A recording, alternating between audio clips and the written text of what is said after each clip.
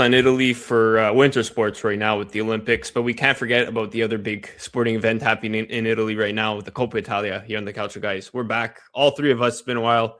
Adriano, Gianni, and I'm Nicholas. You could follow us on all your favorite podcasting platforms and on social media at the Calcio guys.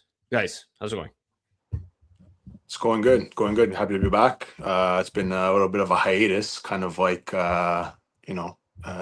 the Canadian NHLers in the Olympics, right? It's been 12 years. It seems like it's been 12 years since I've been on. So happy to be back and excited to talk some culture. Just excited to be here. Get the episode going. My Bantam girls futsal team for my school coached them to their first W today, so it's nice. Mika. Yeah, so Aguri, mister. Aguri. Yes, we're 1-1. We lost our first game 3-2, but against not too far. But we went to go watch Simple Plan, Nicholas, against Pure Phone Comprehensive. But it's okay. We're gonna catch up. We're gonna get there. Didn't you coach your other teams, the soccer teams, to the finals in the fall, or you won? Yeah. You were assistant coach. I was assistant coach. I helped both the boys. Well, girls team I didn't really help out that much, but the boys team I helped them win their championship. I was an assistant coach, though. I wasn't the starter. It's okay. You're going to move up the ranks. Don't worry. Soon we'll see you on the touchline in Serie A week in, week out. One day. Can you imagine? Johnny on the fucking touchline? That would be hilarious. Well, he definitely won't be coaching Napoli in the semifinals of the Coppa Italia because they lost. Great segue. They lost in the quarterfinals yesterday. Como, they continue their rise. It feels like, last year Bologna won the Coppa Italia. It feels like Como is the one, might be the Cinderella story this year. But at this point, we're not surprised, right? Going into yesterday's game against Napoli, we know they were a legitimate threat to Napoli, especially with the way. How many times have we talked about this with Conte, the way he kind of maybe doesn't take, let's say, Champions League or even Coppa Italia as seriously? I know when he was coach with Juve, they didn't win Coppa Italia at all. I don't know about when he was coach with Inter. I don't think they won Coppa Italia. I'd have to look this up, how many Coppa Italias he's won, but he won't be adding one this year. Johnny, I don't know if you had the chance to watch a game. It went to penalties. Lukaku missed, Lobotka missed. 7-6 total in penalties. Como moves on after, winning at the Maradona, officially a draw. But at this point in the season, you almost have to feel disappointed as a Napoli fan, no? Because they're kind of out of the Scudetto race, out of the Champions League. I know we talked about it last time, Johnny, but it feels like it's another, this was their chance to win hardware, and they kind of blew it. I'm just taking a look right now. As a manager, he's never won the Coppa Italia. He's won 2 Super Coppe, but he's never won the Coppa Italia. There you go. Yeah. So I'll be real. It does suck. It's annoying because like we talked about last episode, where you go out and you get your players to try to make pushes in your Champions League. You want to focus on 3 competitions instead of 1. And you drop the ball in all 3. It's injuries did catch up to Napoli, though. That's one thing I will give credit to. Not credit, like a bit of a pass towards Conte. It's injuries do catch up to the team. But like I said, it's not looking too good when it's coming down to the meat and bones of it, where it's crunch time. You got to show you're a competitive team, and that's it. And I don't think Conte is really liking his time right now. So it looks like, I don't know if there's friction. Just as an outsider, it's probably hard to say. We're not there, every day. But again, you have to tip your hat off to Como. Right, first time in I saw it's first time in 40 years that they make it to the semifinals of the Coppa Italia. So it's a big feat for them, right? Nick said potentially the Cinderella story of this year's Coppa Italia. It could be. We don't know.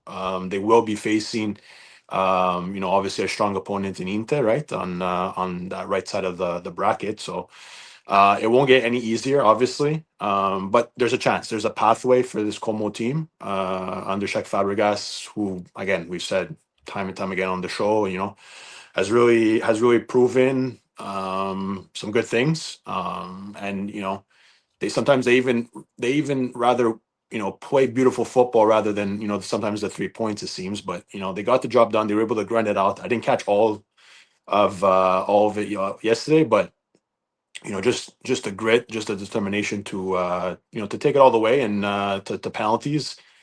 And coming up clutch, the goalie was it Butez there?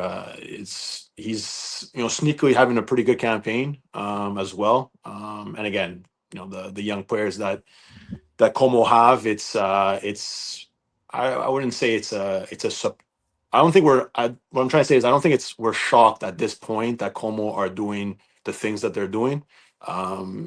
Maybe you talked to us, 2 years ago, and we were kind of like not sure, except for maybe Johnny. He kind of had a little bit of the inside scoop there, but you have to give credit to Como. I gotta say, like I said, 40 years since they made the semifinals of the Coppa Italia. It's a big feat for a club like that. So yeah, for me, nothing good but good things to say for Como. For Napoli side, just to bounce off to what Johnny was saying, it's definitely disappointing. I think Nick said it right. Their chance at some silverware, and came up short. Not to say that they would have went all the way and won it, but you give yourself a chance if you pass this round. So I don't know if it's Conte, the injuries, the players kind of just fading out a bit. I don't know. Like, listen, there are injuries there on this team, and players not even playing up to the quality that we know they can play up to as well. So,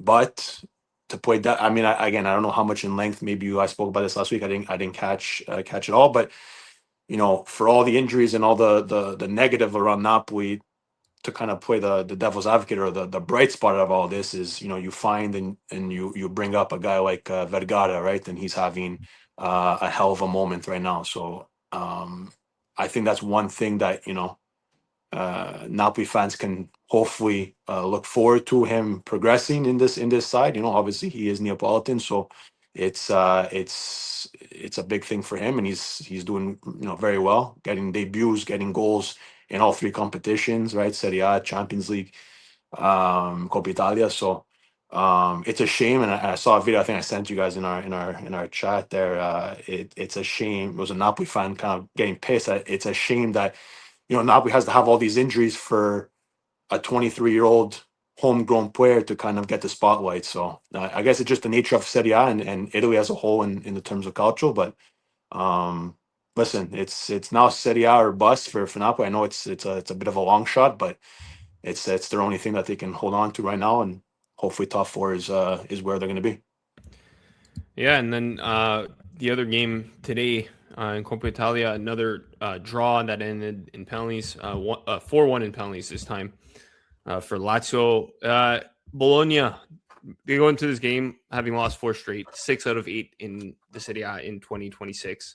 It felt like it was an opportunity for them to just salvage something from the season, and they failed to do so. I know when you get to penalties, it's kind of a crapshoot, but again, with them, it's like nail on the coffin of, I wouldn't say it's a disappointing season, but compared to where they were last year or even 2 years ago, qualify for Champions League in 1 year and then win the Coppa Italia, and then now they're kind of just there, back to, let's say, Ping Bologna. Let's put it that way, 10th in the league. I know they're still in there in the Europa League, but it's disappointing. I know it's a couple of struggles. I don't know how many injuries they've had, but it felt like they dropped an opportunity to turn it around. But for Lazio too, they've had a weird season. I know they've kind of picked it up lately, with the draw this past weekend away at Juve, and now they have an opportunity against Atalanta in the Coppa Italia. These are two teams that they faced off in 2019 in the final, if I remember correctly. Lazio won that one. Atalanta still looking for that silverware in Italy. Obviously, they won the Europa League, right? But it seems like that these are two teams, Atalanta and Lazio, that are hungry for a little bit of silverware right now to just kind of salvage something. And neither is going to make top 4. And so that's going to be an interesting matchup in the other semifinal. I know Inter Como on the other side. I don't know if you guys, obviously Inter is the favorite here, but at this point in the season, with them, yes, they have a comfortable lead in the Scudetto race, but if Milan beats Como next week in that rescheduled match, it's only going to be a 5-point difference, right? Well, they play Pisa this on Friday too. Sorry, So. who Milan plays. Milan. They play Pisa Well, Friday.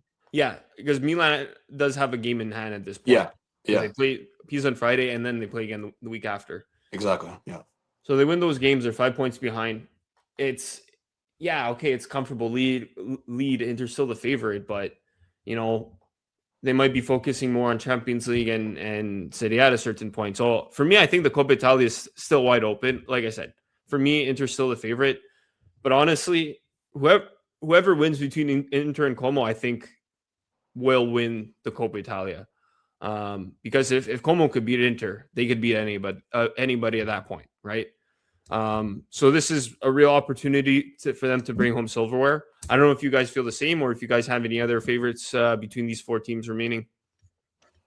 I mean, favorites. I don't know. I mean, it's last year's winner, Bologna, getting knocked out in the quarters was a big thing. Obviously, credit to Lazio today. I mean, they same way with Como yesterday. They did the same, and it was 1-0. Castro gets on the board, and then Noslin comes in as a sub, and really an instant impact, and puts that game at 1-1, and then it goes straight to penalties after full time. So, credit to them for even getting past on the left side of the bracket. But again, favorites, I don't know. Obviously, on paper, everybody's going to say Inter, and that's fair. Obviously, they're the best team.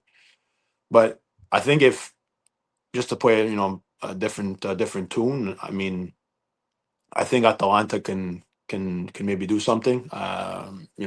They've been, I think, playing pretty well recently.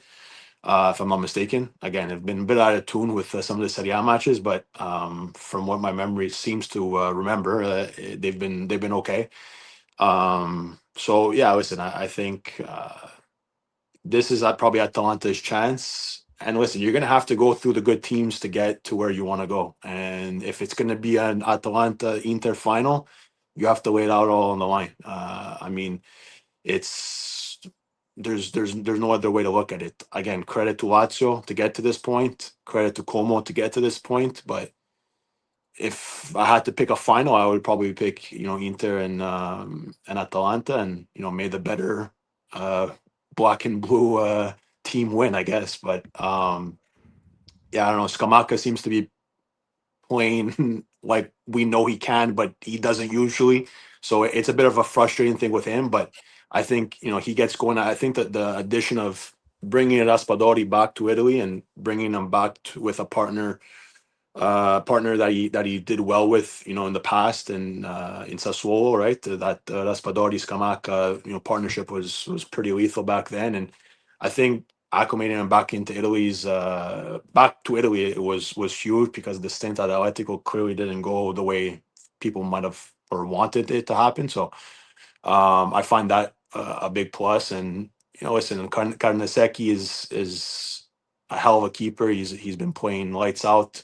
Not only just now, but like just overall. And these last couple of years, Carnesecchi has slowly but surely become a prominent goalie. And again, we've always said it in Italy. It's a shame that we have such a plethora of pretty good quality keepers. It's unfortunate that Buffon and Donnarumma kind of put these guys on the bench for their entire careers internationally and all that. But listen, I think Carnesecchi is a hell of a keeper, and he can really save Atalanta in matches. So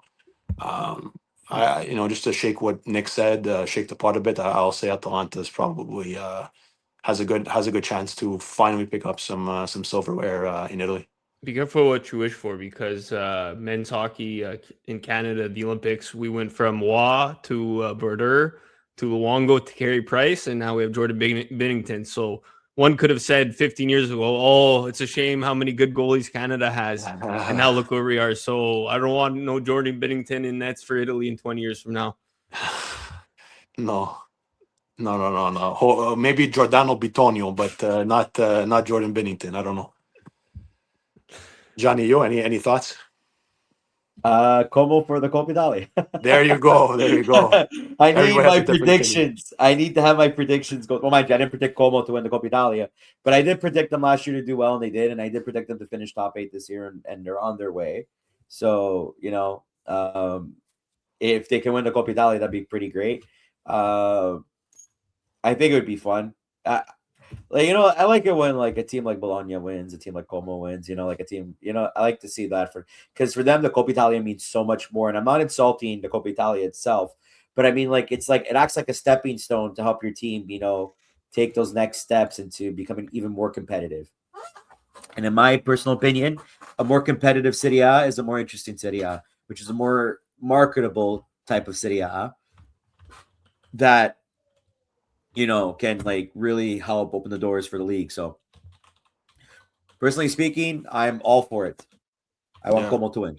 I think Bologna did exactly that last year by winning, right? I think they what you just said is basically what Bologna did last season, and a lot more eyes, Italianos there, it's a bit of a funner team, so definitely agree. Change the story, change the history a bit, and maybe Como goes all the way. Serie A. I mean, I know we'll do our normal, cover each team, but I did want to actually say about Atalanta. I think they haven't lost in the city. They haven't lost at all. Sorry, they haven't lost in Italy all year. They lost in the Champions League the last 2 games, but in the Serie A since the start of the year, 5 wins, 2 draws, and then they obviously picked up the win in the Coppa Italia versus Juventus. So they have been playing better. They have been slowly climbing up the standings. They had obviously a rough start to the season, but ever since Palladino's come in, he's kind of changed things around. Yeah. Right. And even for Juve, we've seen that, right? I know it's been a long time since, we've talked Adri, but pretty much ever since Spalletti's come in throughout the holidays, throughout December, January, he's turning the team around. They've lost twice with him. Yeah. But it's been disappointing. Losing that Coppa Italia, the way they lost was disappointing. It reminded me of the 2019 loss to Atalanta because it was the same thing, 3-0 away at Bergamo.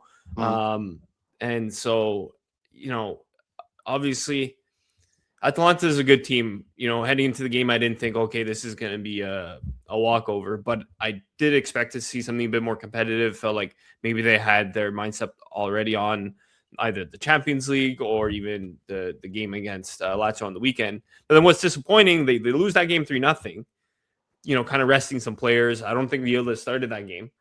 And then they go out and tie Lazio. And it was a game. Sorry? At the death. It wasn't even a guarantee, right? Yeah, exactly. They were down 2-0 and then come back at the death. Yeah, okay. You're happy you score, you tie it at the end, it's dramatic, this and that. But guys, I've said it on this podcast before. Why are we celebrating draws at home? We need wins. If it's a draw against Inter, yeah, okay. You know what? I'll take that, especially in a dramatic style like that. Whatever. I'll take that. No disrespect to Lazio, but Juve had to win this game. We're still in the top 4 fight. This is a team below us in the standings. We need to get as many points as possible, especially at home, especially to a team that they already lost to in October, which was Tudor's last game. And again, look, Juve's lost 2 games under Spalletti. All things considered, everything's been good. But I'm worried that high of when you have a new coach, when you have a change, there's kind of an uptick in wins and performance. I'm worried that's already kind of wearing off and kind of at the worst point of the season. Look, they already lost Coppa Italia. We have Champions League coming up, and now there's a derby against Inter, right? So I'm nervous for the week ahead. Obviously, the game against Inter is going to be tough. I'm going to be honest. I don't expect to win, but I think for that game, I'll be happy with the draw, especially with it being at the San Siro. Look, in the Champions League, they need a advance. I spoke about it with Johnny Adri. I said they need to advance. They haven't advanced in the Champions League. They haven't won a knockout round since 2019 when Ronaldo put his team on the back, put the team on his back against Atletico. Yeah. So it's time. It's knockout stage in the Champions League. After that, their opponents might get tougher. Round of 16. I don't expect them to go too far. Just win one round. That's what I want to see now with Juve. So yeah, the draw against Lazio, I'm going to say it's disappointing. I'm going to be honest. I didn't really celebrate the 2-2 goal. I was like, okay, good. They Yeah. tied it. Yes. Yeah. That's 1 point. We needed 3. Yeah, definitely 2 points dropped. I mean, I definitely agree. Maybe, like you said, maybe the honeymoon phase is wearing out with Spalletti. But again, it's hard to say. It's hard to really judge that quickly. I mean, personally, I didn't think they would do that much better when he got appointed. If you would have asked me when he got hired, before he got hired, and they made that switch, he kind of surprised me a bit. But again, like you said, Nick, maybe that is because of the switch. And usually when you switch, you hope for obviously better results. But there's usually a run of form that kind of switches, and players decide to decide to perform better under the new coach. But again, I think it's quick to judge on Spalletti, but yeah, it's I don't know. I guess we'll have to wait and see. Kind of similar to what you were saying with Palladino. I feel is the same idea, right? Palladino at Atalanta, obviously a good coach, a young Italian coach, and he's kind of brought in better form to Atalanta. That again, when they hired Juric from the beginning of the season, I said they'd probably finish ninth, 10th place. So for Palladino to come in and make a bit of a resurgence with this team, and bringing in some additions and whatnot, obviously huge. So we'll see. Definitely interesting weeks to come in Serie A, and this is kind of the part of the season where it's very, very crucial and matters the most. And what are we on, match day 24, 5? Going on to 25. Went on to 25. Like, what is there? 13 weeks left of the season. 14, 14, including the one coming up. Yeah. So whatever, 13, 14 weeks. It's closing in on to the business end of the season. So it's very, very crucial for these teams to kind of step up, and now's the time, and we'll see if it happens. Did you want to? I don't know if you guys want to talk about your teams. I know, Idri, Milan didn't play this weekend. I know. Yeah, so this Milan Como game, that was one that was supposed to be in Australia. Yeah, I don't know. Like that thing was like, it was back and forth. It was like, okay, yeah, we're playing. No, we're not. Yes, we're playing. No, we're not. Yes, it's going to be in Italy. No, it's not. It's going to be in Perth. No, it's not. I mean, I don't know. Like then I thought, I was like, okay, then there's the Olympics going on. Who knows? A little bit of a 10-day break from their last match, because I think the last game they played was on the 3rd, if I'm not mistaken, against Bologna, the 3-0. So and then they'll play in 2 days time, or probably a day later after when this comes out, so on Friday, so against Pisa. But again, interesting season as a whole, obviously for Milan. Somehow 22 games unbeaten under Allegri. It's pretty crazy to say that. If he gets a positive result against Pisa, it'll be 23, and I think that'll tie, from what I saw earlier today, it will tie, I think, Fabio Capello in the 92-93 season, if I'm not mistaken. So some quote unquote history to be made there. Again, obviously Milan fans want wins rather than a bunch of draws, but listen, I think kind of we'll bounce off to what Nick alluded to earlier with the Scudetto race. I mean, I don't think it's obviously over. Obviously, with the game in hand, it looks a little bit more in Inter's favor, but they win the game against Pisa, and if they can win the game against Como, that's about 6 points, and who knows what Inter does on the other end. So you go from maybe 5 to even maybe 2 points behind. So it's definitely doable, but I think Milan has to obviously take care of their own business, as I've said many times throughout the years. So definitely players, injuries too. I mean, I think every team goes through them. I think, like we said earlier, Napoli's kind of gone through a lot. I think Milan has as well, but they've been able to pick up some results here and there. With Allegri, you're never really out of it. I mean, it's we've seen the Cortomuso wins. We've seen 3-0 wins against Bologna for last game, for an example. We've seen obviously the draws. So we've seen a bit of it all with under Allegri, and it's I think Milan wanted to make some additions in the winter mercato, and I know I'm kind of a bit past of that time, but it wasn't really able to make much noise in the mercato to kind of strengthen a bit the squad. We always know it's tough to do that in the winter, so we're gonna have to really rely on these cornerstones of the team. I know Leao hasn't been fully healthy, even in the games he has played, so his poor form, if you will, kind of maybe is attached to that. But again, there's no excuses for this team. I think there are quality players that can really compete, but if they're able to put it all together, it's a different story with this Milan. So we'll see. Again, 1 week at a time. It's manage expectations, like I've always said with Milan, and let's hopefully Inter goes all the way to the Coppa Italia final. Hopefully they go all the way to the Champions League final. Wear them out, wear them out, and maybe Milan can make a little bit of a sneak attack to claim first place. But we'll see. Again, it's 14 more weeks, like I said earlier, and we're gonna need 14 top performances. It's one game a week, guys. Like for Milan, there's really no excuse. The biggest downfall that we've seen with this team is that they keep on losing points against, again, no disrespect, but weaker competition in the league. From Cremonese to Parma to Fiorentina at the time, right? Obviously,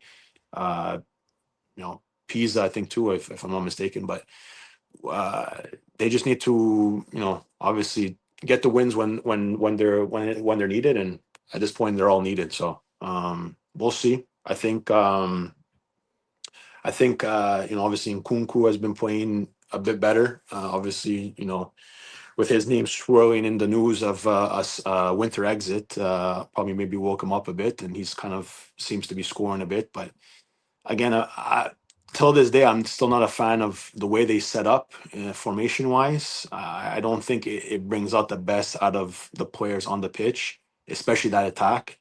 When you have either Leao and Nkunku or Leao and Pulisic, Nkunku, when they throw Loftus-Cheek up there, I mean, it just, for me, it doesn't really work. I think Allegri is just sticking to what he thinks is best that can kind of get Milan enough over the hump. Excuse me, over the hump. Again, we'll see. It's should be exciting, I think, but I expect a win on Friday, and for that makeup Perth slash or Australia slash Italy makeup game, who knows, against Como. I think that needs to be a win as well, and then we take it week by week. But I want them to be competitive. Milan fans are screaming for that second star, and we can't make Inter get another Scudetto. Gianni, Roma. Feels like they're kind of like Juve, up down. I know last 3 games, win 1, tie 1, lose 1. It's the inconsistencies for Roma. They're trying to find some ground, but it's just that the top 4 is so heavy this year. It's a really solid top 4, but Roma can squeeze in. They're right there. What's the points? I didn't even. They're tied with Juve. They're right there. Tied. They're just on the outside looking in because I think Juve has the differential. I think. Where is it, Nick? You have the ticker? Differential. They have the matchup on them, I believe. I think. Like they have. I think Juve beat Roma last time they played. If I can't remember. Nick's muted. I can't even hear him. Yeah. Nick's muted. I forget what the first tiebreaker is. Is it their head to head? I believe it's their head to head. Yeah, I think they changed it. No, did they change the rules for that? You have to look it up. Have to look it up. Yeah, well, they still play each other in March. Yeah. So. Insert the Culture Guys VAR gif back in their days. Points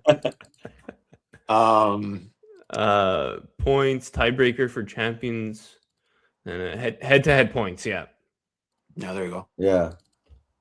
So that's why, but they can make it. They just need to find a rhythm, and then from there they can figure out what they're going to do next year. It's nice. It's the team looks like it's actually finally starting to come together. Gasperini's trying to find some ground. I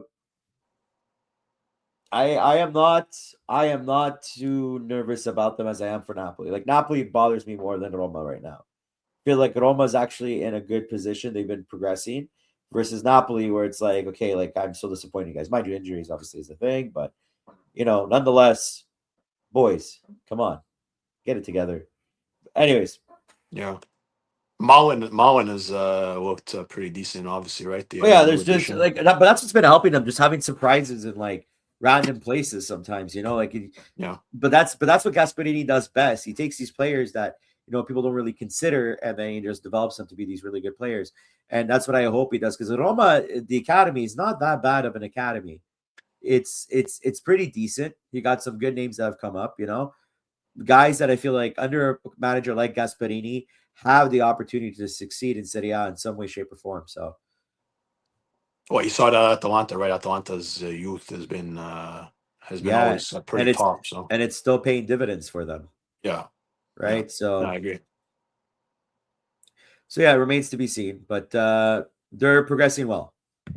Even Napoli struggled against Genoa. Weren't they down at one point and they had to come back? Yeah, I think so. Wasn't Yeah, that on yeah, Friday yeah, or yeah. Saturday? Was it? Yeah, I'd Uh, seen a bit of Yeah, that. McFratama got two. No, he got He one. got one. Sorry, it was Hoyland that got two. Hoyland at the Yeah, end, the yeah, penalty. Yeah, they were The down. penalty. They were up. Malinowski scored, and then Napoli scored two, and then Colombo scored, and then Hoyland at the end, with Yeah. Napoli down to 10 men. Yeah, yeah, no, I don't know. It's tough, but for the Roma topic, I think we kind of even predicted that too, right? At the beginning of the season. Like, I think if again, we'll probably have to bring it up. I don't know, but I remember I had them, but battling with Juve for that fourth spot, 4-5, kind of like it was similar last year, right, guys? It was what, 1 point difference last year, if I'm not mistaken, between Juve and Roma, or 2 points, whatever it was. It was very, very close. I think the same is going to probably happen this year. It's it's going to be that seesaw effect, in my opinion. I don't know. Yeah. I don't think. I think Roma are in a good place, but I think it's again a building block. They need to get back into top four. That's the biggest thing. Like, we haven't seen Roma in top four, Jenny, for how long? Since 2019? No. It would have What was been. it? It would have been the after the 2019. they were in the Champions League 2018 2019, but Yeah, but they they would didn't have make it after finished that. top four 17-18. So, okay, so there you go, even worse. So it's been way too long, right, for Roma fans, right? They didn't want to see their club back in top four. So Yeah. I think that's the biggest thing for them. I think once they're there is a different thing, because once you're there, or if you're there, more money comes into play, more reinvesting right into the club. Yeah. And you can actually bring some maybe quality names. I mean, the winter mercato for them, I found, was a bit odd, if you ask me. Besides, like, the Mullen, the striker, bringing him in obviously has helped in spurts since he's kind of arrived. But yeah, I don't know. I think even Gasparini was a bit fed up with with the additions that they brought in, right? That Zaragoza guy, Venturino, like, it was random additions, but hey, we'll see if there's anybody to make these randoms kind of mesh together and work well. It's a guy like Gasparini, so we'll see if that works. But I think, like I said earlier, it's gonna be that seesaw between Roma and Juve at four, unless Juve makes a bit of a push and they really, because they're what's the point? You have that there. Fuck, I 46. just missed it. There's that 46. Even at 46, yeah. Even at 46. And who's in third? It's Napoli in third, right? Yeah. With how many points? I believe, is it 48? 48. Milan's at 50. Sorry, Yeah. 49. 49 Yeah, for 49. Napoli. So yeah, there you go. It's 3 everything's points. still tight there. So again, it's going to go down to the wire. It's what it's going to be. It seems to be like that currently, and I think it'll probably stay that way until the end. So, which makes, like, for an exciting Serie A season. I think, the past 2 years, with the winners kind of winning it early, before the end of the season, kind of puts a little bit of a, not a damper on things, but just, it's like, okay, it is what it is. But back what is it 3, 4, even 4 years ago? I think it was tight races and until the end. So I'm expecting more of the same coming the end of the season. Yeah, I just realized we've never seen Roma finish in the top 4 since we started doing this podcast. Oh my God! Really? That they were. It's going to be 8 years, and this is our 8th season. Yeah, it's the 8th season. So that fucking that disgrace against Liverpool in the Champions League was before we started.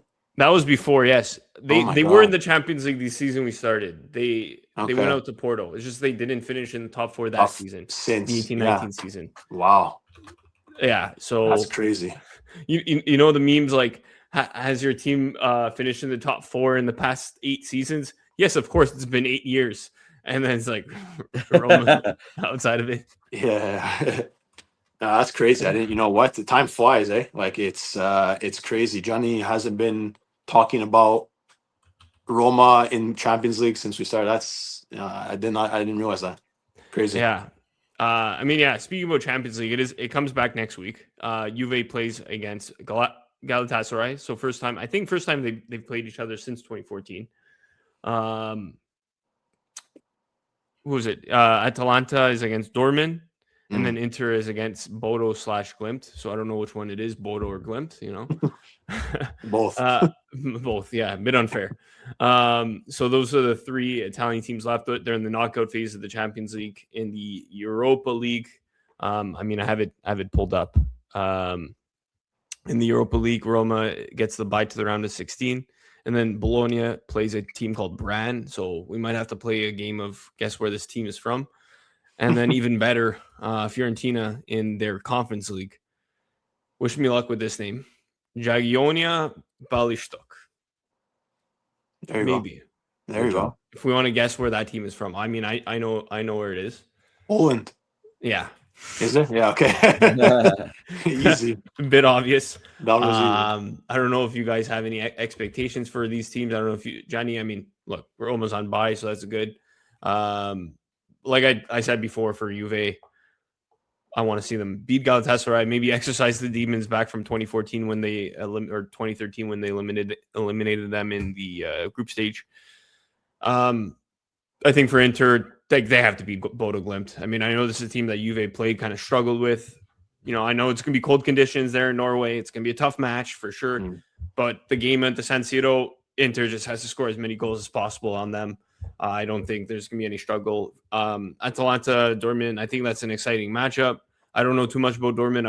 Obviously it's not the Dortmund of 10 years ago when they were in the Champions League final. With the way Atalanta's playing, it's definitely winnable. Let's just put it that way. Yeah,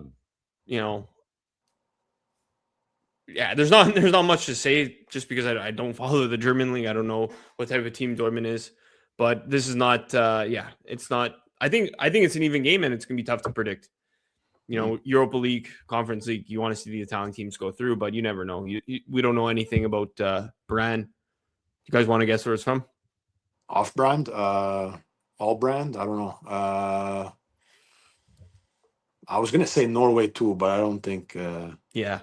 Is it? Yeah. Okay, hey, bro, we're 2 for 2 tonight. Hey, let's go. Look at this guy shooting from the hip, getting his right. Yo, 2 for 2, 2 for 2. Shooter, shoot. Shooter, shoot. Yeah, they did finish in the last position in the tables, in the last qualifying position. Okay. So there's that. And then the Polish team, let's see where they finish in the table in the Conference League. They finished right in the middle. 9 points. Fiorentina 9 points. So it could be even, but who knows? We don't know anything about that team. With these Wi-Fi password teams, it's never a guarantee. It's never a guarantee, right, guys? But no, I guess I'll go first. But for me, all the Italian teams have to advance. I think it's doable for all of them. You can say what you want, whatever, but I think all of them should advance at least this round.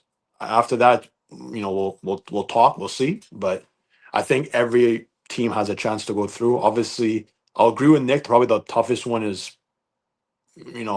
on paper is the Atalanta one against Dortmund, because I think Dortmund is a quality team. Again, I don't follow the Bundesliga as well. But Dortmund always seems to make some noise. So and I think they still have Girassi there, the big striker there. I think, if I'm not mistaken, if from what I remember, he's quality. So they definitely can do well.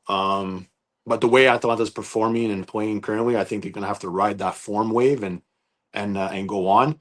The other one that I would say is probably a close second to being tough is going to be for Bologna. Mainly, again, I don't know the team brand, the all brand cereal. I don't know. I don't know what they do, or their quality or lack of quality. But I think, and our friend Nick Diani said it in the chat today, but just a bit of an off season, right, for Bologna, not the season that to kind of back up what they did last year. And I think opposite to Atalanta, kind of riding that form wave, I think Bologna might have the struggle that they might have is that they're not really in form. Their players, Orsolini's not up to his level. They've had some changes there too and whatnot. But again, for me, no matter all those excuses or whatnot, I think it's doable for all the teams. So I expect all of them to advance. Will they? I don't know.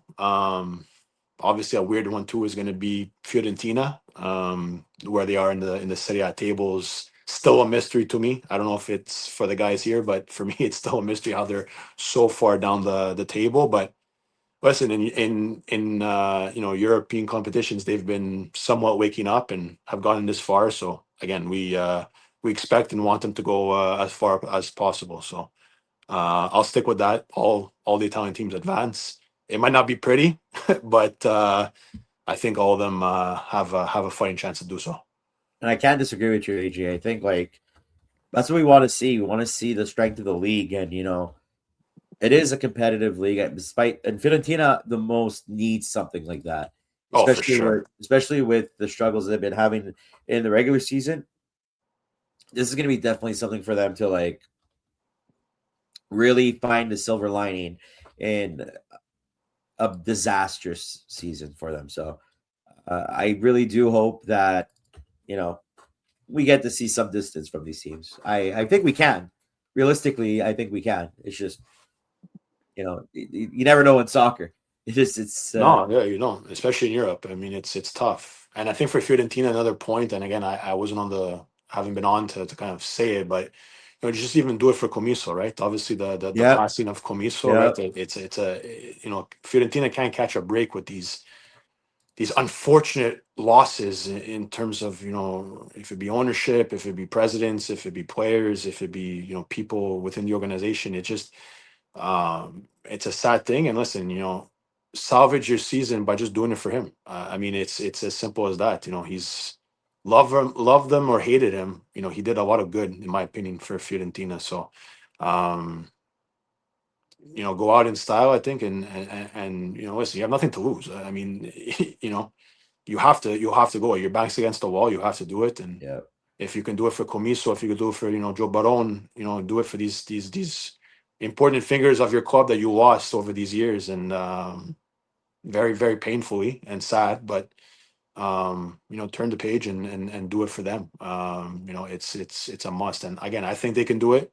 And again, I think they will survive the drop in Serie A. We'll see how that ends up shaping up. But to start off in Europe here, they have to beat the Polish team. I'm not even gonna, I'm not even gonna try to pronounce the club, because Nick has it on the ticker here, and I lost it now. So let's hope for a win for Fiorentina and all the Italian teams. Guys, one last thing, one last fun topic I want to bring up. I'm sure you guys saw it. That Man United fan who pledged in October 2024 that United wouldn't cut his hair until Man U wins 5 games in a row. I wanted to ask you guys, if we had to do that challenge, how long do you think? First of all, whose team would take the longest to win 5 games in a row? Roma. And whose hair would get the ugliest? We're probably not getting to the level of that fan. There's Stephen Ehlett, I think his name is. I'm gonna Yeah. get like this like long. think- United Strand.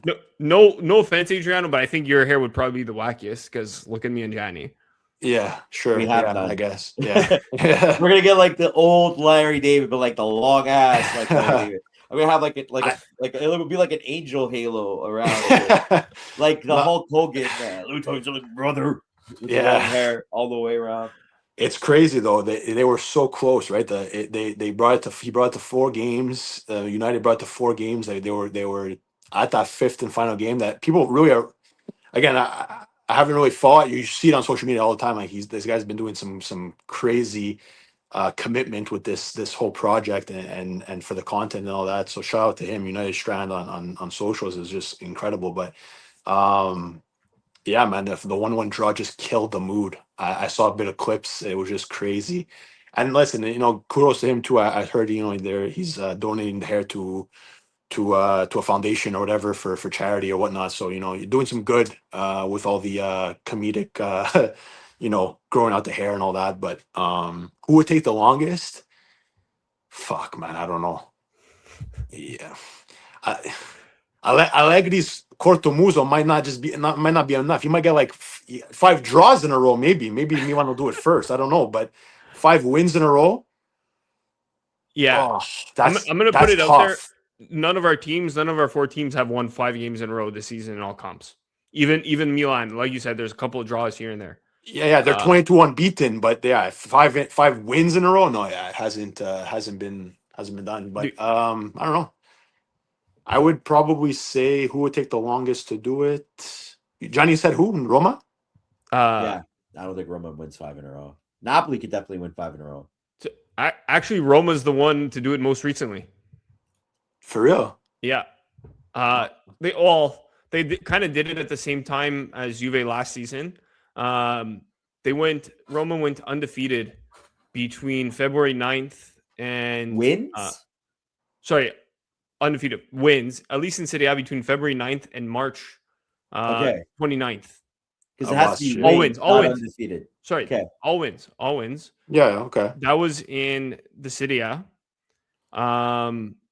They did lose 1 game in the Europa League on March 13th, but I think it's still enough to qualify. Yeah, they still had at one point 5 wins in a row in Serie A and Europa League. That was last season. Juve in February to March of last season as well. The same time. Well. Sorry, they might not. I think there's a Champions League loss in here that broke it up. So I might have to go further back to find Juve. But Milan last did it in March of 2024. And Napoli last season. Obviously, Scudetto winning season. They had a great season in December. They also went about 7 or 8 games in a row, just wins. So it takes longer than you think. Yo, it sounds so easy, right? 5 straight wins. Like it seems like okay, like they can go on a bit of a run and they'll just rack them all in. But you throw a draw in there, you throw a stupid loss against whoever, Cremonese in there, or whoever in Europe, and you have to restart. So I probably couldn't see Milan taking the longest to do it, to be honest. But yeah, man, it sounds easier than, I guess it's easier said than done. Evidence to what United is going through and trying to get 5 wins in a row. Yeah, I think Juve would probably take the longest just because how inconsistent they've been. Like even looking at last season, they had more than 5 wins in a row in Serie A, but there was 1 Champions League loss in between, and then you can't count that. I think the draws for Milan, it would be the draws like in between. Yeah, that would be the. It's not really necessarily maybe the losses. It's more just you throw a draw in there and there goes the streak, right? So you have to restart. But the inconsistency for Juve, I would probably agree. Yeah. So I had to go back the 23-24 season. So more than 2 years ago, they won 5 games in a row uninterrupted. They weren't playing in Europe that season, so I guess you could say easier to do. But there was wins against Frosinone, Roma, Salernitana, Sassuolo, Lecce in the city. Wow, crazy competition. Yeah, especially. But hey, those ones are usually the ones that kind of get you. So I guess chapeau.